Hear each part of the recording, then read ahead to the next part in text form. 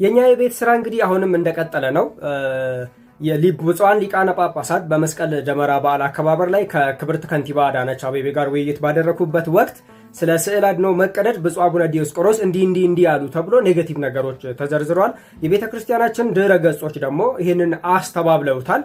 ስለዚህ አሁንም ቢሆን ከቤተ ክርስቲያናችን ሚዲያዎች በላይ ምንም እንኳን ብፁዓን አባቶች ስለ ስዕል አድኖ መቀደድ ይፋ የሆነ መግለጫ እስካሁን ባያወጡም አሁንም ቢሆን ግን ኢትዮ ቤተሰብ ያለው ነገር በጣም ከብፁዓን አባቶቻችን ጋር ያለንን ሪሌሽን በጣም የሚጎዳብን ስለሆነ አሁንም ቢሆን ከቤተ ክርስቲያኖችን ሚዲያ በላይ የግለሰቦችን ሚዲያ ማመናችን በጣም ብዙ ዋጋ ያስከፍለናል። ስለዚህ አሁንም ቢሆን አባቶቻችን ብንሰማ፣ አሁንም ቢሆን አባቶቻችን ብናደምጥ መልካም ይሆናል ብዬ አስባለሁ።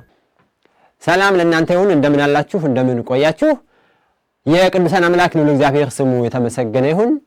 እንግዲህ በዚሁ በወቅታዊ ጉዳይ ማለት ነው የመስቀል ደመራ በዓል አከባበርን በተመለከተ የጠቅላይ ቤተ ክህነት ዋና ስራ አስኪያጅ አቡነ ሳዊሮስ እና ዋና ጸሐፊው አቡነ ዲዮስቆሮስ ከክብርት ከንቲባ አዳነች አቤቤ ጋር ስብሰባ አድርገው ነበር። በስብሰባውም አቡነ ዲዮስቆሮስ ተናገሩት የተባለው የሐሰት ንግግር መሆኑን የኢትዮጵያ ቤተ ክርስቲያን የመረጃ ምንጮች እየጠቀሱ ይገኛሉ ማለት ነው። እንግዲህ አቡነ ዲዮስቆሮስ ስዕል መቀደዱ የኛ አጀንዳችን አይደለም፣ ቅዱሳን ስዕላት መቀደድ አጀንዳ አይደለም፣ ይህን የሚያራግቡትን ወጣቶች ይታሰሩልን ብለዋል ተብሎ የተሰራጨው መረጃ ትክክል አይደለም።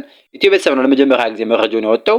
እንግዲህ ጸጋዬ ወንድማችን ጸጋዬም በዩቲዩብ ቻናሉ አስተላልፎት ነበር። እስቲ በቅድሚያ መረጃው እንዴት እንደተሰራጨ እንመለከት። ወንድማችን ጸጋዬ መረጃውን ከኢትዮ ቤተሰብ ምንጭ ነው ያገኘው፣ ነገር ግን እርሱ ያመጣው አይደለም ማለት ነው። እስኪ እንመለከተውና ዲዮስቆሮስን እንሰማለን። ላንብብላችሁ ምን እንዳሉ አቡነ ዲዮስቆሮስ የተናገሩትን ነገር ነው የምነግራችሁ።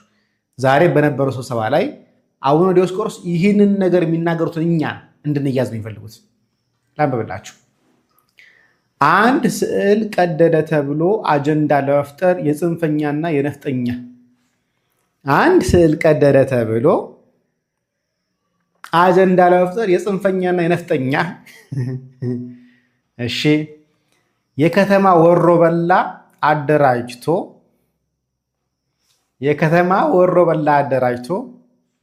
ከተማ ለመበጥበጥ የተዘጋጀ አጀንዳ እንጂ ስዕል መቀደዱ አሳሳቢ ሆኖ አይደለም አሉ አቡነ ዲዮስቆሮስ። ይሄ በውስጥ የወጣ መረጃ ነው። ስዕል መቀደድ ትልቅ አጀንዳ አይደለም፣ ጉዳዩ አይደለም። ይሄን አጀንዳ ያደረገው ግን ወሮበሎች፣ የከተማ ወሮበሎች እኛም ሚዲያ ላይ እየጮሆን ያለ ነው አጠቃላይ ማለት ነው። እነሱ አጀንዳ ፈልገው ነው እንጂ ስዕል መቀደዱ ትልቅ ነገር ሆኖ አይደለም አሉ። አይገርማችሁ? በዚህ ዙሪያ የሚንቀሳቀሱ ሰዎች ላይ መንግስት ሳይውል ሳያድር እርምጃ ሊወስድ ይገባዋል። የቅዱስ ሲኖዶስ ዋና ጸሐፊ ብፁዕ አቡነ ዲዮስቆሮስ አስተላለፉት በሚል እየተሰራጩ ያሉ መረጃዎች ሐሰተኛ ናቸው ስትል ቤተክርስቲያኗ አስተባበለች።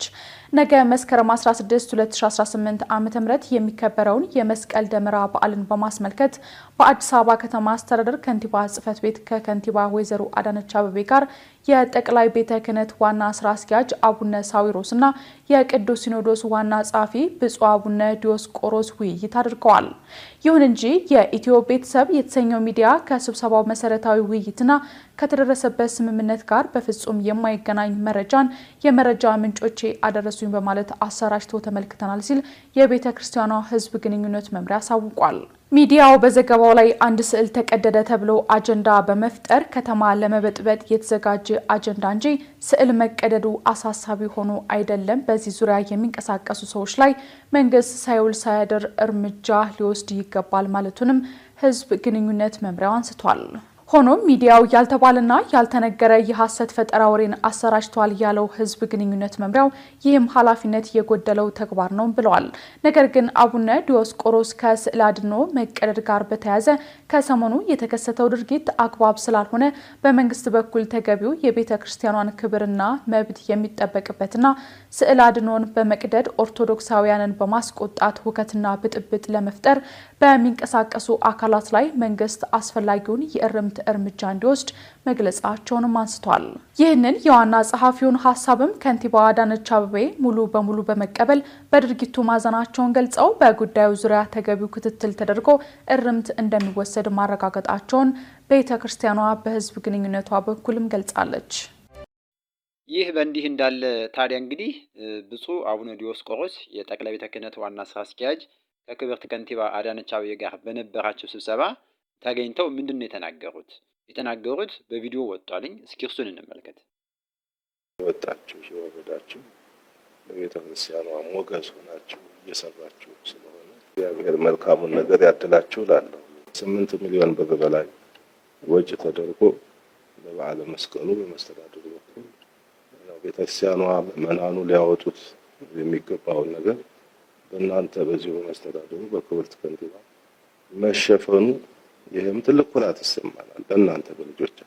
እኛ ካወቅንበት ድሉን ከተጠቀምንበት በብዙ መልኩ ቤተክርስቲያናችን ጥያቄዋ እየተመለሰ መልስ እያገኘን ያለንበት ወቅት ስለሆነ ከኛ ካልጎደለ ከኛ ካልቀረ በስተቀር በዚህ በኩል የቀረ ነገር ያለ አይመስለኝም ወይንም የለም ማለት እችላለሁ። እኛ እየተደረገ ያለው እገዛ ድጋፍ ቀላል አይደለም። የነበሩት ኃላፊዎች ከንቲባቸው የሆኑ ሌሎች መንግስታት በነበሩ ዘመን እንደ አሁኑ ለቤተክርስቲያን ትኩረት ሰጥቶ ያገለገሉት የሰሩት የረዱት ወቅት ጊዜ የለም። ክብርት ከንቲባ ዘመን በጣም ለቤተክርስቲያኖችን ልዩ እገዛ እየተደረገልን ነው ያለውና ለወደፊትም ይሄን እገዛችሁ እንዳይለየን ነው የምለው። መስተዳድሩ በዚህ በከተማ ባለው ጠንካራ አመራር ጠንካራ አሰራር ያለ መሆኑን በየጊዜው በመናየው እንገነዘባለን። ከ8 ሚሊዮን ብር በላይ አውጥተው የሚሸፍኑልን ክብርት ናቸውና በንጉሠ ነገሥቱ ዘመን ተቋርጦ የቀረውን ታሪክ ቀጥለው ታሪኩን ከተቀበረበት አንስቶ እንደገና ህይወት በመዝራት በእርሶ የስራ ኃላፊነት የስራ ዘመን ክብራችን ተጠብቆ ሙሉ ወጫችን ተሸፍኑ ከ8 ሚሊዮን ብር በላይ አውጥተው የሚሸፍኑልን ክብርት ናቸውና በዚሁ አጋጣሚ አባቶቻችን ብታመሰግኑ ለማሳሰብ ያክል ነው። ሶስቱም ሊቃነ ጳጳሳት ቤተክርስቲያን በዚህ ዘመን በተለይ አዳነች አቤቤ በምትመራው ዘመንና በአዲስ አበባ ተመችቶታል፣ ምቾት ላይ ነች፣ ያልተደረገላት ነገር የለም ማለታቸው ካልሆነ በስተቀር ብፁዕ አቡነ ዲዮስቆሮስ ልጆች ይታሰሩ የሚል መልእክት አላስተላለፉም። ነገር ግን ይሄ መልእክት በራሱ እጅግ በጣም የሚያሳዝን ነው። ከብፁዓን አባቶቻችን አይጠበቅም። ምክንያቱም ቤተክርስቲያኑ አሁን እየደረሰባት ያለው በደልና ግፍ ከየትኛውም ዘመን የተለየ ነው። እየተፈጸመባት ያለው መከራ ህግ አላስከብር ያሉ የህግ አካላት የመንግስት አካላት በቸልታ ማለፋቸውን መውቀስ ሲገባቸው የከንቱ ውዳሴ ለአዳነች አቤቤ አቅርበውላታል ማለት ነው። እጅግ በጣም ያሳዝናል። እስኪ ቪዲዮ እንየው። የነበሩት ኃላፊዎች ከንቲባቸው የሆኑ ሌሎች መንግስታት በነበሩ ዘመን እንደ አሁኑ ለቤተክርስቲያን ትኩረት ሰጥቶ ያገለገሉት የሰሩት የረዱት ወቅት ጊዜ የለም።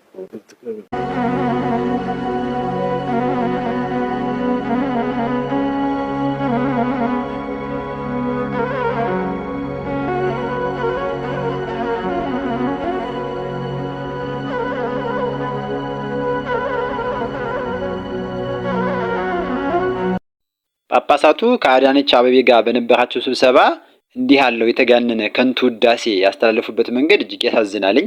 ቤተክርስቲያን አሁን እየተደረገላት ያለ ነገር ቢኖርም እየተደረገባት ያለው እየተፈጸመባት ያለው በደል ግን ይበልጣል። ይህንን እውነት ዘንግተው ከንቱ ውዳሴ ሲያሽጎደጉዱላት መቆየታቸው እጅግ በጣም ያሳዝናል። ቤተክርስቲያኑ አሁን ህግ እየተከበረላት አይደለም። ማንም የተነሳ የሚሰድባት የሚያንጓጥጣት አምልኳን የሚተች ብዙ ነገር እየተደረገባት ያለ ልጆቿ በሐሰት በከንቱ ያለምንም ነገር የሚታሰሩባት ቤተክርስቲያን የሚፈርስበት ሆኖ ሳለ ፍጹም ምቾት ላይ ናት ቤተክርስቲያን። እንደ ዘንድሮ የተመቻት ነገር የለም ብሎ በከንቱ ውዳሴ አዳነች አቤቤን ማሞገስም ተገቢ አይደለም። እንግዲህ ሌላው የምንመለከተው ጋዜጠኛ ነጋሽ በዳዳን ዛቻ የሞት ግድያ ዛቻ ሲያደርግበት የነበረ አንድ የመከላከያ ሰራዊት አባል አደጋ ደርሶበታል የሚል መረጃ አለ። እስኪ ይሄንን ነው ጸጋዬ መንገሻ ከመኪና አደጋ ህይወቱ ተርፏል። ሆስፒታል እንደሚገኝ ዛሬ በ15 በለጠፈው የቲክቶክ አካውንቱ ላይ ገልጾልናል። በነበረው ነገር በሰራውት ቪዲዮ ከፍተኛ ጫና ቤቴ ላይ ተመላልሶ ህዝቡ ሲመጣ ሌላ ነገር ከመፈጠሩ ብዬ በዶልፊን ተጭኜ ጉዞ ወደ ሌላ ሀገር መጓዝ ጀመርኩኝ። ነገር ግን ከሲኖ ጋር ተጋጅቶ ብዙዎች ተጎዱ።